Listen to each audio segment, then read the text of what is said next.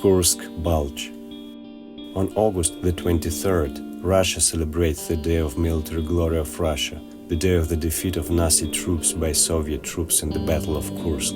In terms of its scope, intensity and results, the Battle of Kursk is one of the largest battles of the Second World War. More than 2 million people took part in it on both sides.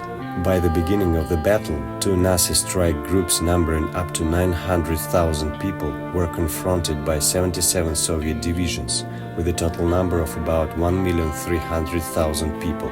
In summer of 1943, the German command during the Operation Citadel planned to carry out a large-scale offensive operation near Kursk, defeat the Red Army and turn the tide of the war in its favor. The enemy relied on the massive use of armored vehicles. The goals of the Soviet command were the defeat of Army Group Taos and the liberation of the left bank Ukraine and the Donbass region. It was supposed to take advantages of defense in depth, exhaust the most combat-ready units of Wehrmacht, go on a counteroffensive and complete the defeat in the Kursk ledge area. Great importance was given to the creation of powerful artillery groups and the strengthening of fronts with strategic reserves in likely directions of enemy attacks.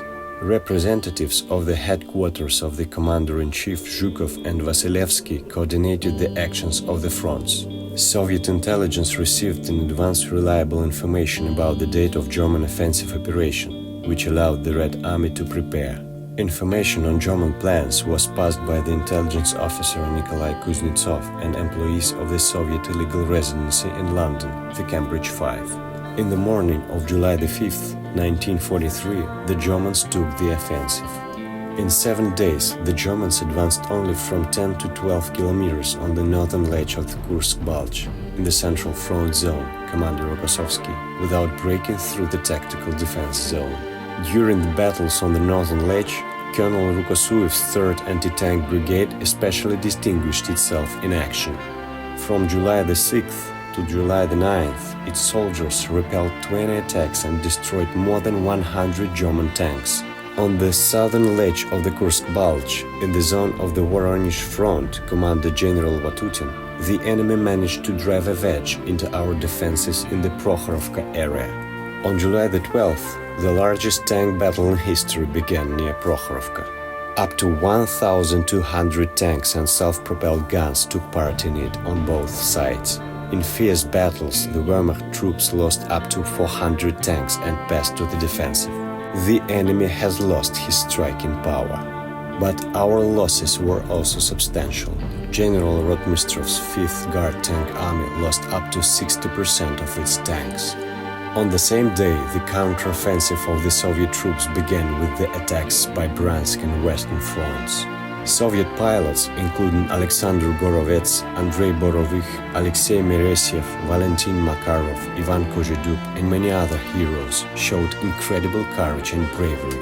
On August the 3rd, the troops of the Voronezh and Steppe fronts went on the offensive in the Belgorod-Kharkiv direction. On August the 5th, the Red Army liberated the cities of Oryol and Belgorod as a result of the offensive operations Kutuzov and Rumyantsev. In the evening of the same day, a military salute took place in Moscow for the first time in honor of this event by the order of Stalin. Developing the offensive, on August the 23rd, the troops of the Steppe Front, Commander Konev, liberated Kharkov. The victory in the Battle of Kursk finally consolidated the strategic initiative of the Red Army. Air supremacy was achieved.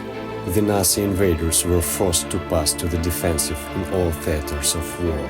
The USSR's allies could no longer delay the opening of a second front. The memory of the Battle of Kursk is a tribute to the great feat of the Soviet people and the Red Army.